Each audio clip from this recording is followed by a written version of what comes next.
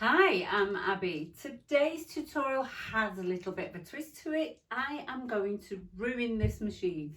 Well, I've set it, I've calibrated it, it's working perfectly as it should do out of the box.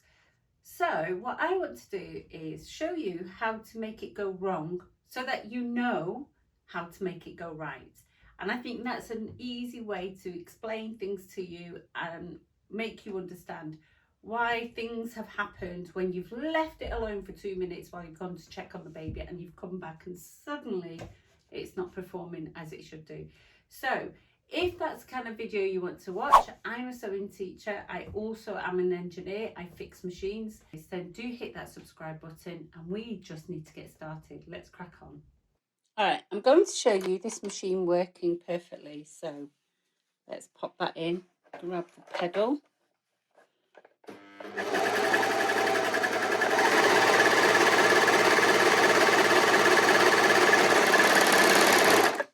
And you can see I've got good tension, good stitching, good cutting, no problems with that machine. Right, first thing I'm going to do is let's ruin the timing.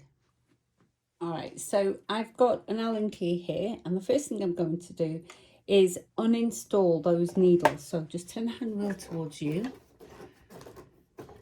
And you've replaced the needle. It was working fine before, and all I'm going to do is just bring that needle down, just one of them, doesn't matter which one. Okay, so that's the good one. And if I mark something on there, okay, I'm going to put a big tick on that one because that's the good one. And that's the one we're going to use to compare the rest of our work to. Right, so we'll do another row of stitching.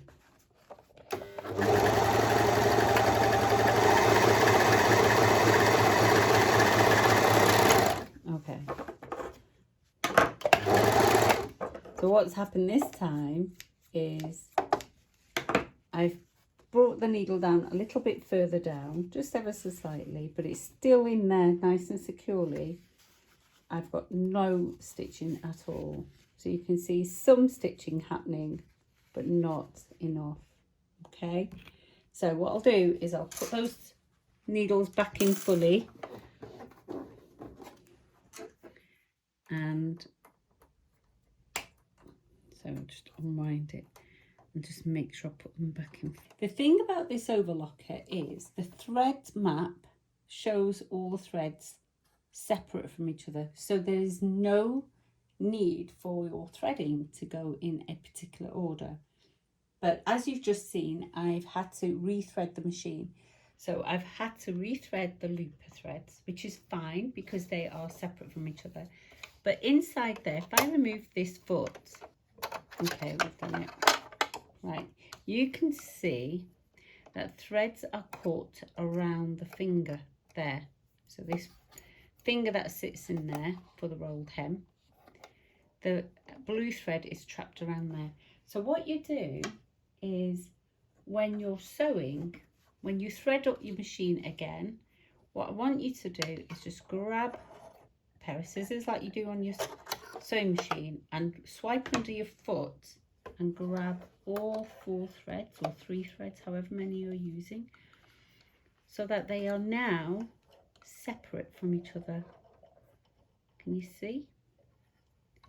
And then you can put them underneath. And with them not being tangled up, it's much easier for you to sew, having to not rethread. So I didn't need to remove the foot, it was just to demonstrate what was going on. So you don't need to remove the foot when you do this, because I know it's a tricky foot to put back on in this machine. And it's very peculiar because you've got to press it down. Okay, and then make sure all 4 threads or 3 threads, however many you're using, are pulled to the back again, like that.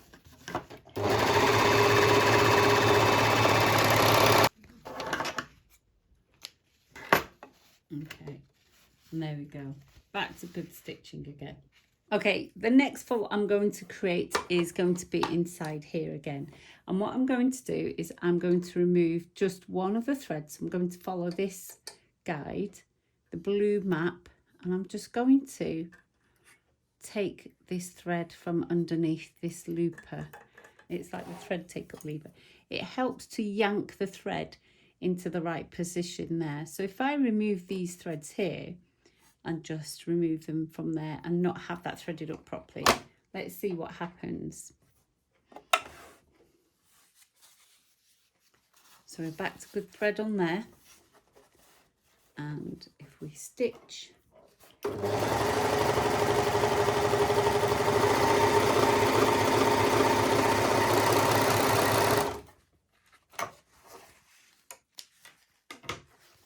okay, can you see what's happening on the back? We've got very bad looping going on. So the under looper, so that's a lower looper, that's our lower loop. So that's our lower looper. The lower looper is not threaded up correctly. And if I put those back now,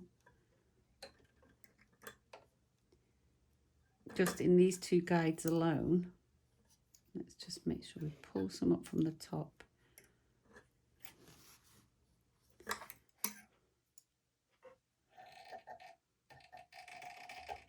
Just make that taut again. And then I'll show you what happens.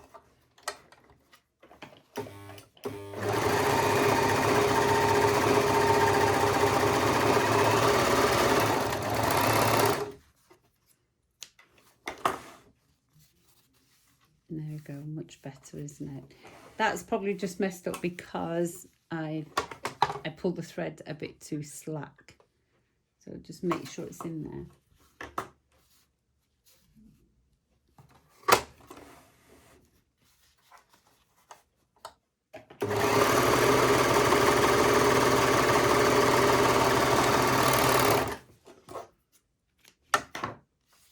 Okay, that's much better.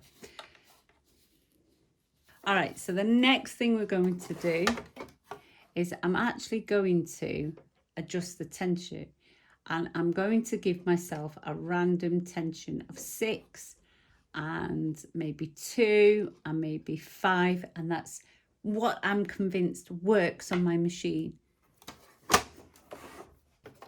Let's play with that.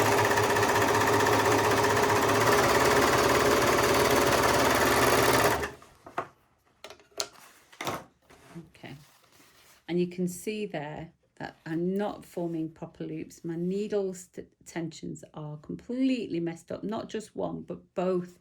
I didn't affect this needle tension, but both needle tensions have been affected because the loopers have all been adjusted badly. So the front looper is appearing on the back and the back looper is not forming very well at all.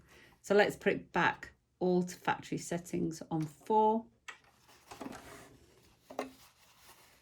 And let's see what difference we get.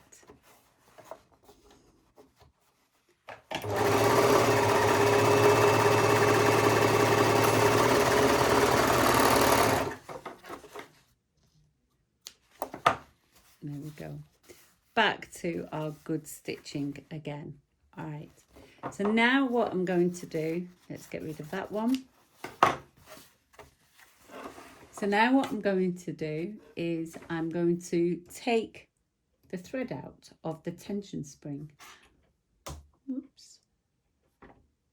So if I open this up and if I pull this out, so it's no longer sitting in the tension disc. Can you see that? But it's fed through, so I'm just going to pull it back again. So I've got a nice taut thread. But it's not, can you see, it's not sitting in the tension discs fully. Let's see what happens.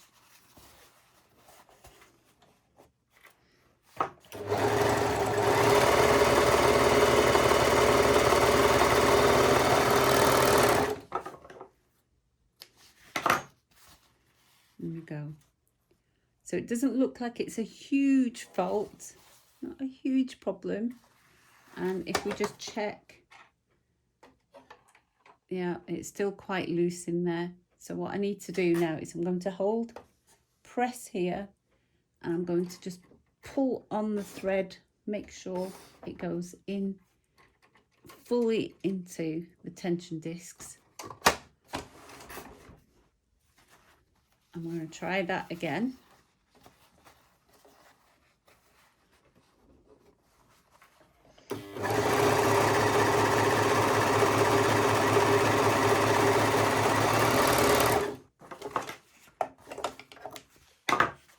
And there we go. It works. So these are the kind of things you need to look out for. So if you've not put your needle in properly, your timing goes out because the loopers can't meet and your threads come undone every time. So just check that you're hitting the top of the stopper. You see? Right there. You'll have a stopper on your machine. Make sure you're hitting your needles to that stopper. They do have one further down than the other because you've got to remember the loopers are working part of a circle, so they don't hit a flat surface, they're hitting a circle, so they will be at different angles.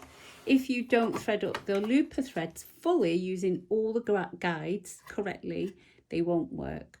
And if you don't make sure, and if you don't have your threads in the tension dials fully, and it was easy to fix that problem, that's going to cause you problems as well. So those are 3 really common problems that occur when you're serging. So wasn't that easy? I've shown you 3 possible reasons why your machine acts up. These are problems that we don't realise we're doing, mistakes we've made. And you might be a proficient sewer. Believe me, I've done it time and time again, and it's good to know what causes these problems, so you're saving yourself having a stressful evening trying to sew something while the baby's asleep, and it will save you a lot of money sending it away for repair. Look out for those mistakes that you might be making when things go wrong, and hopefully I've saved you a bucket load of money. Click thumbs up if you like that video, subscribe if you love it. It'll be great to see you next time. Take care.